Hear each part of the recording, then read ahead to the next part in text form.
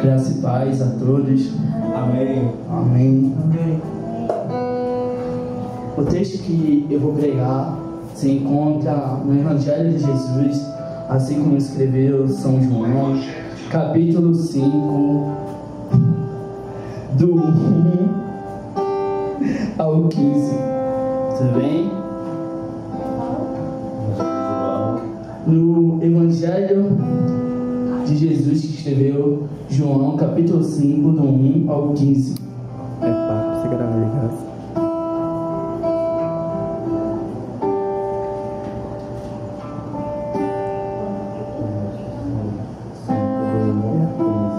Amém?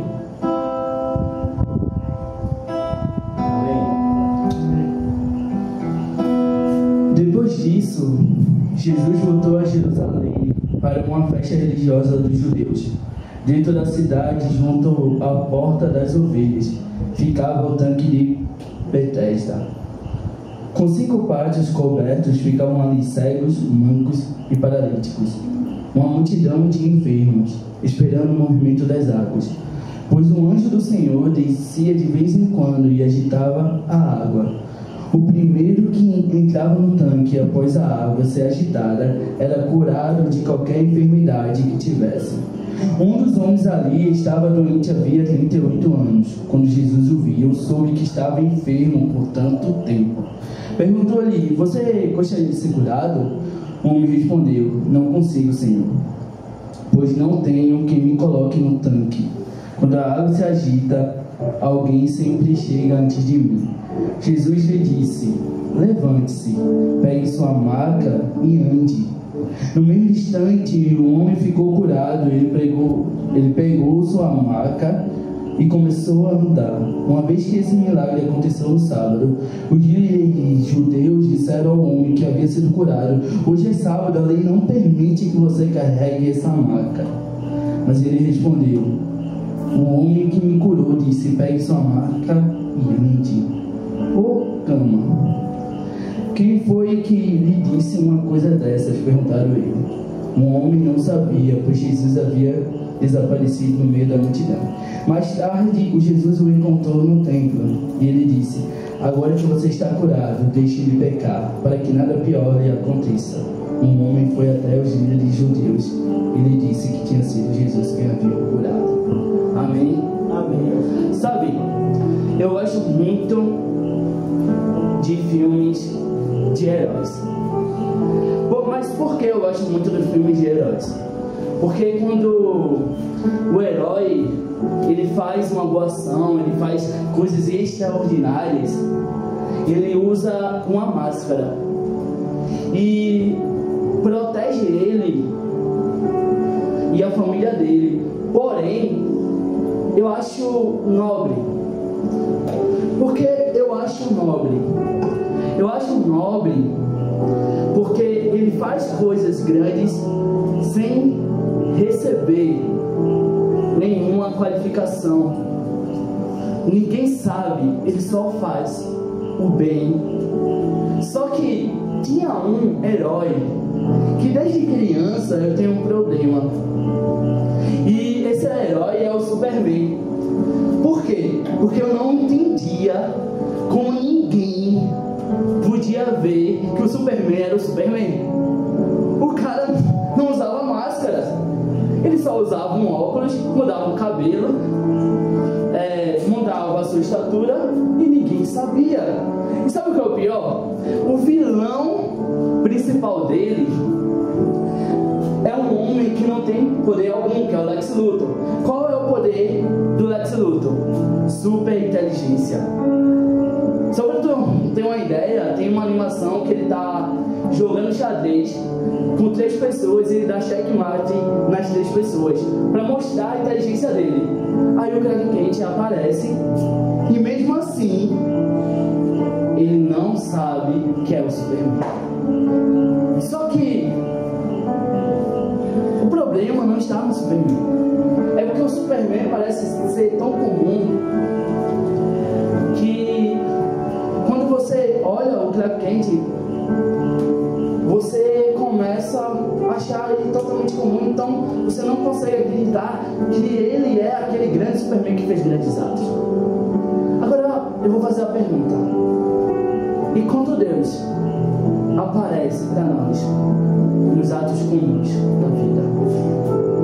Quando Deus aparece na nossa frente e nós não o reconhecemos? Quando Deus aparece sem máscara, mostrando a sua face e a gente não reconhece nas pequenas coisas. Agora eu vou começar a pregar. Amados, antes de qualquer coisa eu preciso dar um contexto. Veja só, Jesus ele sai de uma festa judaica. A gente não vai saber qual é a festa que ele está vindo. O que sabemos é que ele entra em um local que é o tanque de Betesda. Mas esse local, mesmo que a Bíblia retrata ele não é um lugar judaico, não é um local de uma teologia judaica, mas sim era um lugar pagão. Deixa eu te falar, os historiadores acreditam que os romanos iam para o tanque de Betesda e achavam que quem agitava as águas era Esculápio. Esculápio era o deus grego-romano da medicina. Você pode não conhecer ele, mas você já viu um cajado com uma cobra enrolada. É o símbolo da medicina, mas era o símbolo de Esculápio. Outra coisa que acontece é que outros povos que não eram judeus e que viraram os povos árabes acreditavam que quem agitava as águas era um dragão. Só os judeus acreditavam que eram os anjos ou um anjo que tocava nas águas. Só que quando eu comecei a estudar teologia, eu descobri que nos originais e os críticos literários acreditam que o capítulo 5, o verso 4, na verdade é ejetado na escritura posteriormente. Provavelmente a igreja primitiva, para o pessoal entender a passagem, colocou esse versículo a mais, porque ela não tem narrativa de João, ela não fala palavras que João falava, e provavelmente aconteceu 60 anos depois que foi escrito o Evangelho de João. Mas por que eu estou falando sobre isso? É simples, porque Jesus ele vai ao tanque de Betesda e vê vários doentes, e simplesmente ele vai ao encontro de um. Deixa eu falar, gente, eu queria que você entendesse o motivo de Jesus ir àquele. E o motivo era simples: Jesus fazia aquilo que o Pai mandava ele fazer. Então Jesus poderia curar todo mundo, ele poderia fazer curas, mas ele decidiu curar um. Mas quando Jesus ele chega perto desse homem que está doente, esse homem aonde ele não consegue movimentar suas mãos, seus braços e pernas, pela tradição, porque a escritura só fala que era um homem doente. Jesus, ele olha para ele, esse paralítico, e faz uma pergunta: você quer ser curado? Amados, pensa bem comigo. Esse homem estava doente há 38 anos. Esse homem, a Bíblia vai dizer que ele está num lugar onde todo mundo acredita que vai ter a cura. E aí Jesus vai lá e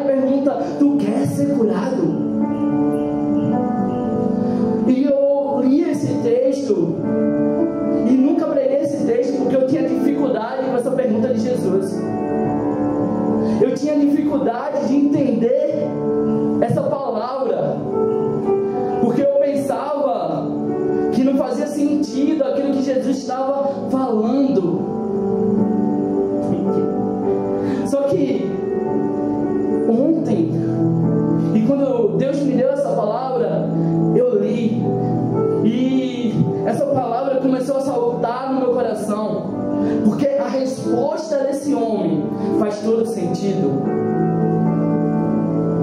Veja, o homem respondeu: não consigo, Senhor, pois não tem quem me coloque no tanque quando a água se agita. Alguém sempre chega antes de mim. Veja, a mentalidade desse homem. Esse homem, ele está talvez atrás de um anjo que agitava a água. Talvez ele estava atrás de uma estátua do deus Esculápio. Talvez ele estava atrás de um dragão que agitava as águas. Mas o próprio Deus estava na frente dele e ele não percebeu. O próprio Deus estava falando com ele e ele não percebe. Porque Jesus pergunta: que quer ser curado? É simples. Porque quando Deus quer curar no físico, Ele precisa curar na alma e na mentalidade. A mentalidade dele é: não tem ninguém que me ajude, não tem ninguém que me leve até lá. Eu quero essa cura, mas não tem ninguém. Enquanto isso estamos vivendo, quando a gente olha para um culto e às vezes a gente diz: que culto insosso, que culto que não vem presença, não vem nada, porque parece que Deus precisa se movimentar, precisa acontecer alguma coisa. Pessoas que começam a pregar e diz: eu estou vendo um anjo diante da igreja, e as pessoas começam a glorificar, a falar: glória a Deus por isso e tal, mas Jesus já está lá. Quantas das vezes nós já fomos esse paralítico, mas não esse paralítico numa doença carnal, mas numa doença espiritual, aonde a gente não se movia, porque parece que para eu se mover eu preciso da ajuda de alguém. Para eu se mover eu preciso que alguém cante um hino e me leve a adorar, porque eu não sou o adorador suficiente. Eu preciso que um anjo apareça para eu dar glória. Eu preciso de algo aconteça. Mas Jesus está na minha frente. Jesus está na minha frente, mano, perguntando: quer ser curado? Cara, Jesus, ele poderia olhar para aquele homem, chegar e dizer: estás curado, pega a tua cama e vai embora, sem perguntar a ele se ele queria ser curado. Muitas das vezes eu penso na mentalidade desse homem, o quanto ele se acostumou a ser paralítico, o quanto ele se acostumou a viver uma vida de alguém doente, uma vida onde ele vivia provavelmente de esmola. E quantas das vezes a gente está pedindo esmola espiritual? Eu peço esmola espiritual quando eu peço para alguém orar por mim e eu não oro por mim. Eu peço esmola espiritual quando todo mundo adora e eu não consigo adorar a Deus. E aí eu digo: essa música, eu não gosto dessa música, mas a música não é para você, Eu peço esmola espiritual quando eu preciso de alguém dizer: olha para Jesus, ó, ele está ali. Amados, quando na nossa vida a gente não consegue olhar para Jesus nas pequenas coisas. Sabia que é um milagre você estar respirando? Você sabia que se tivesse 0,5%, um pouquinho de sal a mais no mar, você não conseguiria respirar? Você entende a física e a matemática para que as minhas cordas vocais comecem a falar. E sabe, a ciência vai dizer que antes de eu falar, a minha mente já disse. Por quê? Porque vem da minha alma.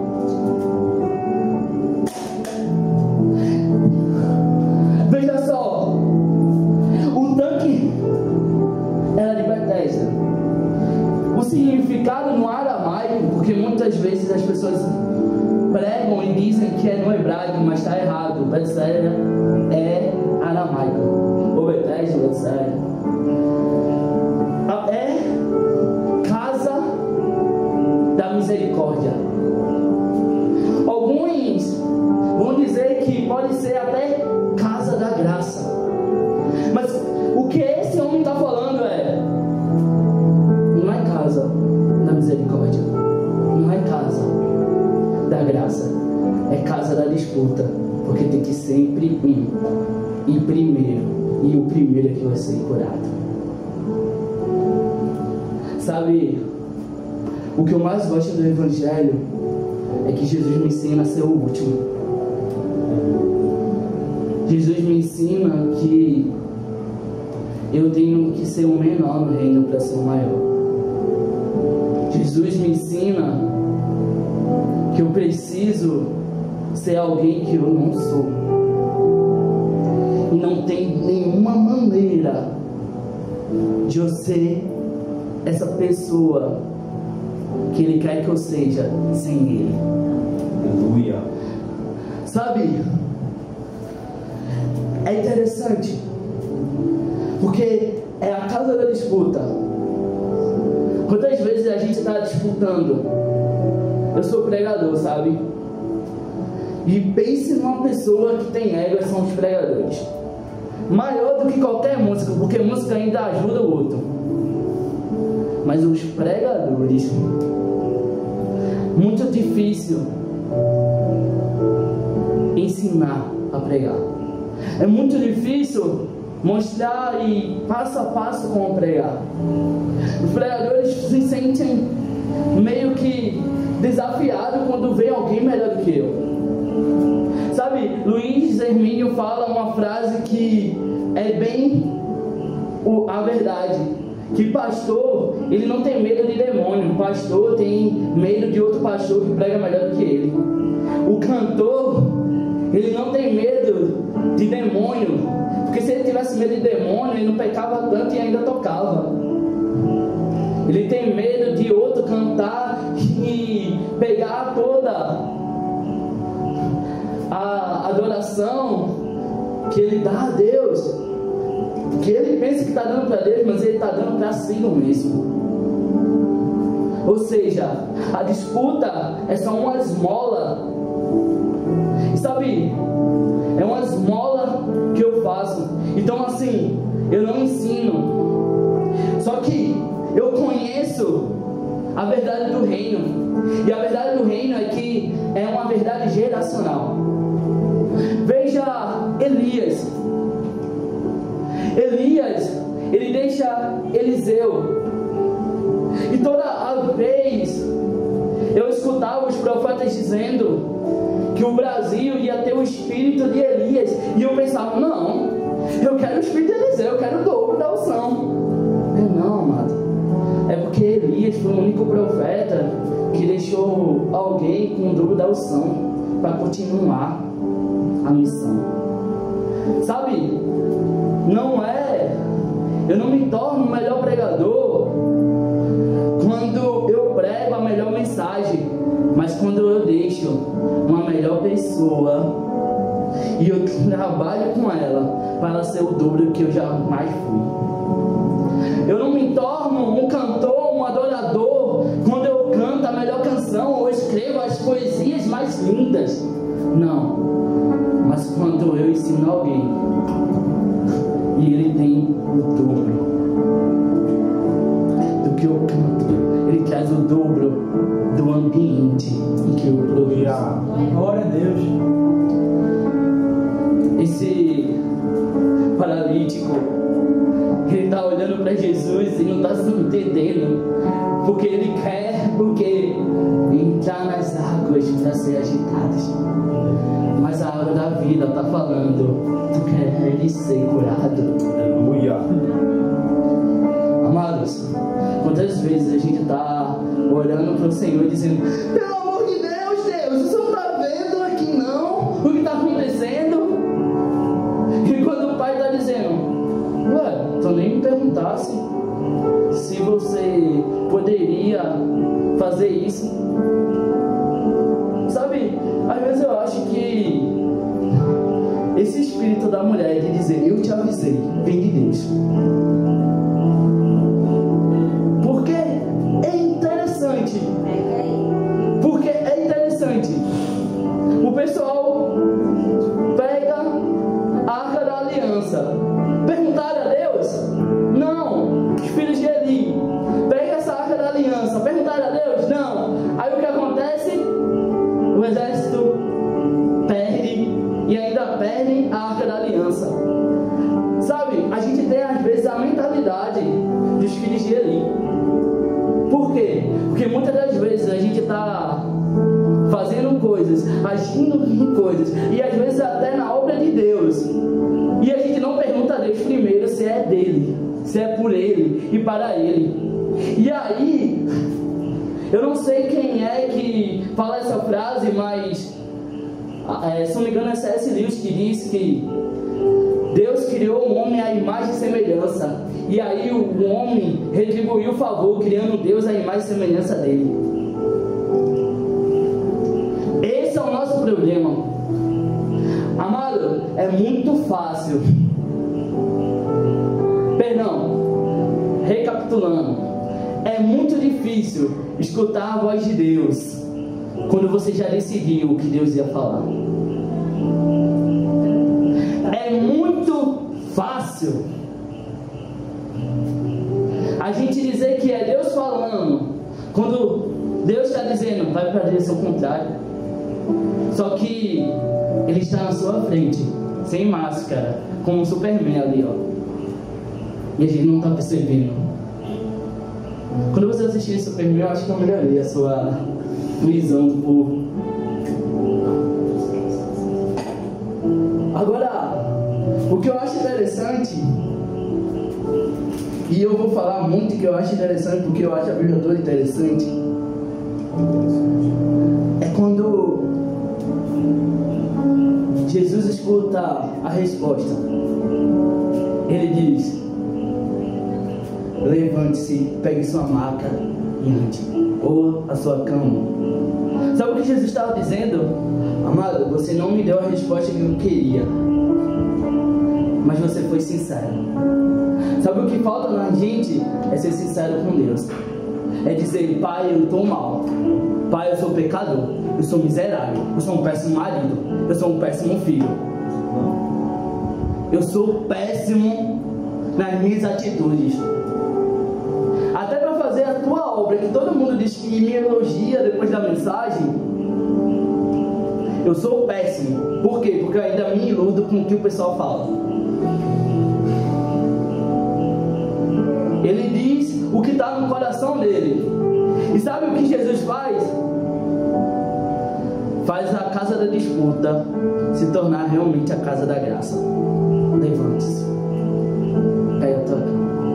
E aí Jesus não diz: foi eu que curei ele. Eu acho maravilhoso Jesus, porque ele é totalmente diferente da gente. Porque, amado, se fosse eu curando, eu fui usado por Deus, eu sou um homem de Deus. Olha como eu sou espiritual. Olha. E aí eu estou fazendo um altar para mim. Um altar. Eu sou igual a esse anjo, esse dragão, agitando as águas do misticismo religioso, para não glorificar o nome de Deus, e sim glorificar o meu nome.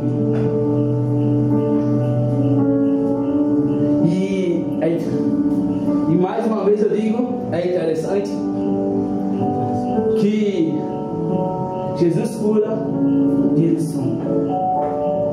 Amado, vamos parar de querer aparecer e começar a sumir.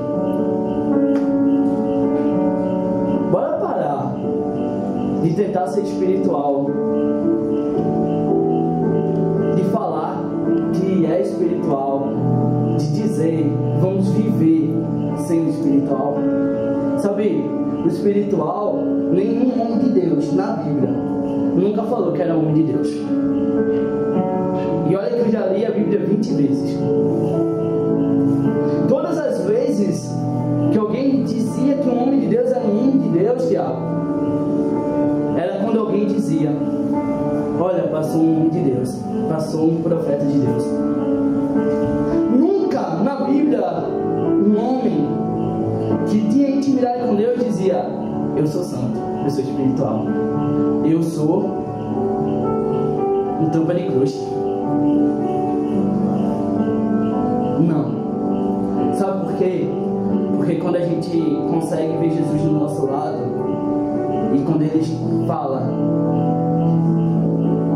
você está sendo curado agora, não tem como não dizer que a gente não foi humilhado pela santidade dele, pela graça, pela misericórdia. E aí as pessoas chegam, as pessoas religiosas, os fariseus chegam, não pode fazer milagre. Como é que esse cara que estava doente agora está de boa, é um sábado, não pode, quem te curou? E aí, eu não sei. Por que, amados?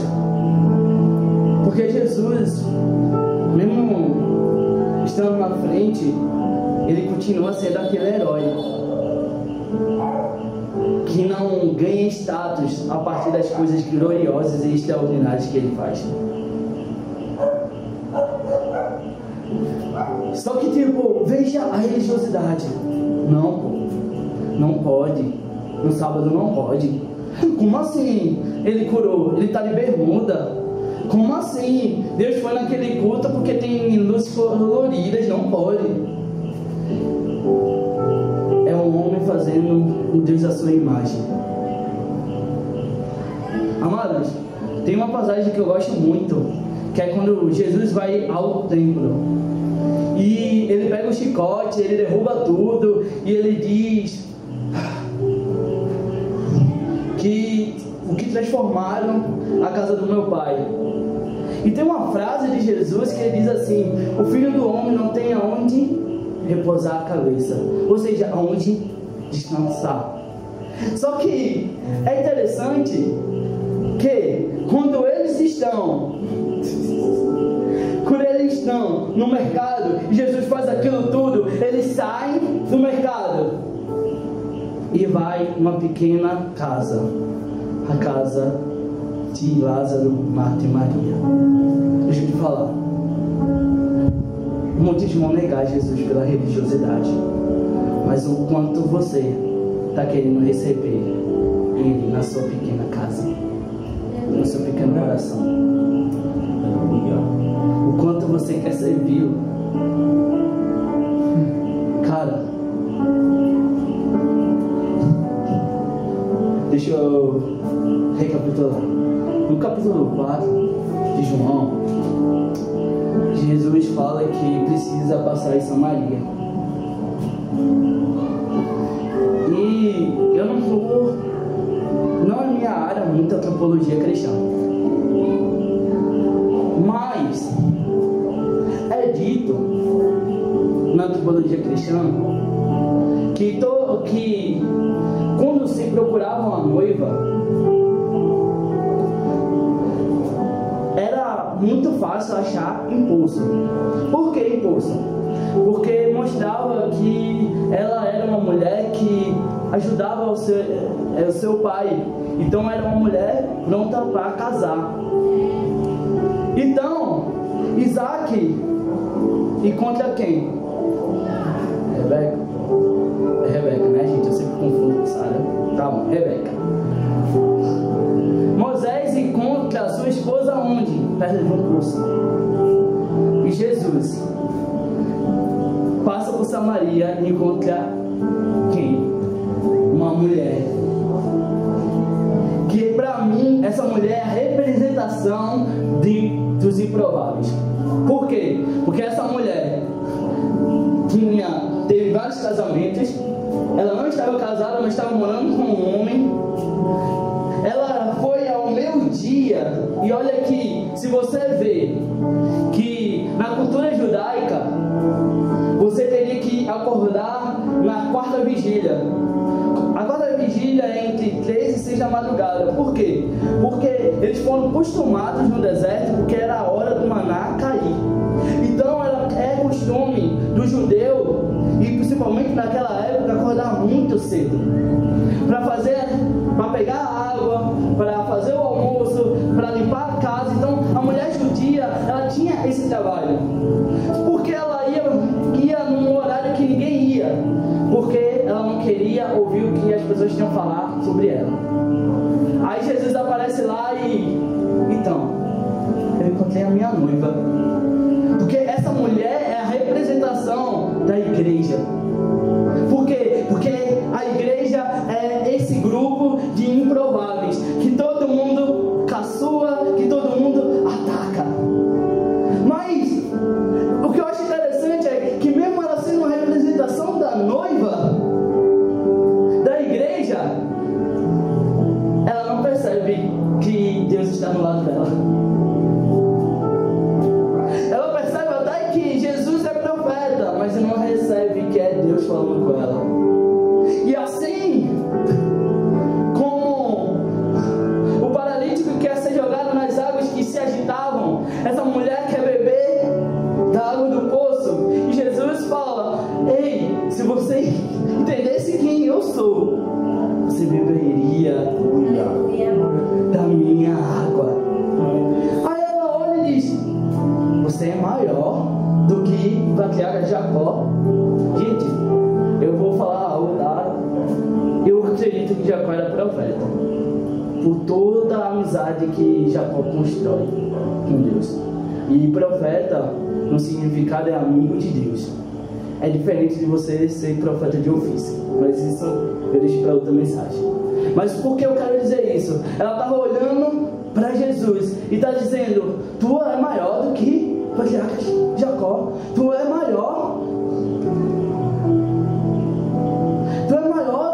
do que qualquer profeta e tal. E Jesus: oh, amado, tu não está entendendo. Enquanto você quer beber de uma água comum, eu tenho uma água sobrenatural. Eu tenho uma água que liberta, purifica, cura. E aí Jesus fala sobre o futuro dela. Não, perdão. Jesus fala sobre o presente dela. E aí ela... caramba, ele é profeta e tal. E aí ela faz uma pergunta que me machuca. Por quê? Porque Tiago, Gabriel, Azul, escuta isso, a pergunta dela: aonde devemos adorar? Deixa eu fazer. Vê, o paralítico fala: eu não tenho ninguém para mim jogar sobre as águas. Essa mulher diz: aonde é que eu devo adorar? Essa mulher não está preocupada com o status que ela tem.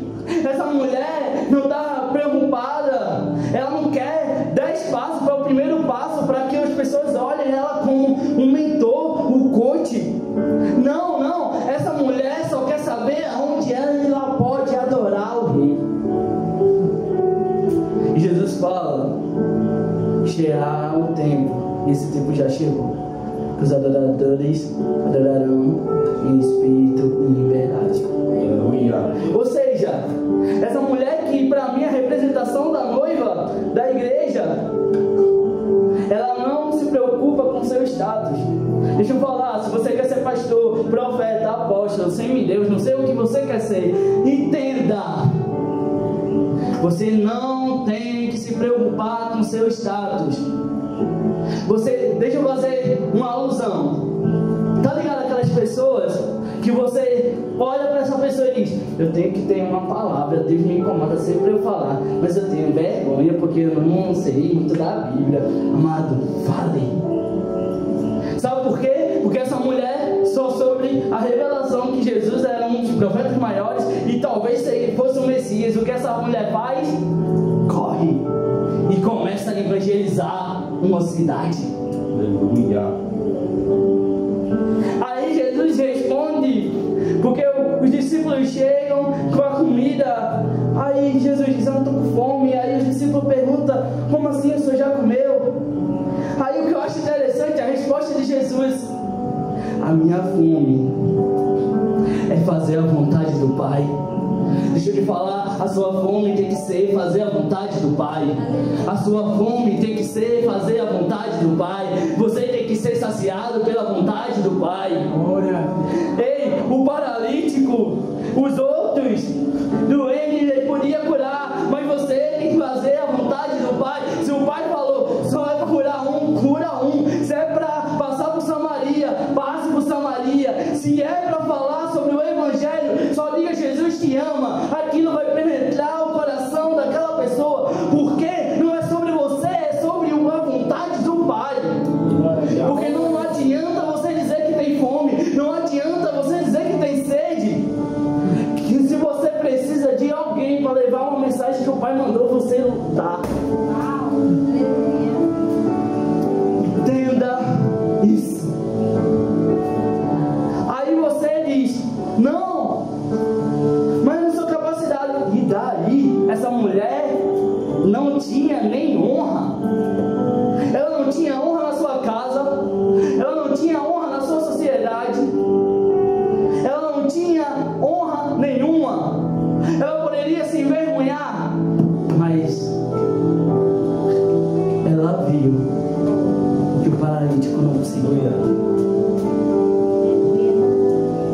Cara, ela bebeu tanto da água que ela joga o balde e tô nem aí. Venham ver, eu encontrei a água que sacia toda a sede. Amados, eu falei que Deus não cura o físico antes de curar a alma. E é nessa parte em que eu percebo bem forte isso. Quem foi que lhe disse uma coisa dessa? Perguntaram a ele. O homem não sabia, pois Jesus havia desaparecido no meio da multidão. Mais tarde, Jesus o encontrou no templo e lhe disse: agora você está curado. Deixe de pecar para que nada pior lhe aconteça. O homem foi até o líder dos judeus e lhe disse que tinha sido Jesus que o havia curado. Bora lá. Agora eu quero ir mais profundo. Esse homem, ele conheceu Jesus sem conhecer Jesus. Eu vou falar por mim, Robson.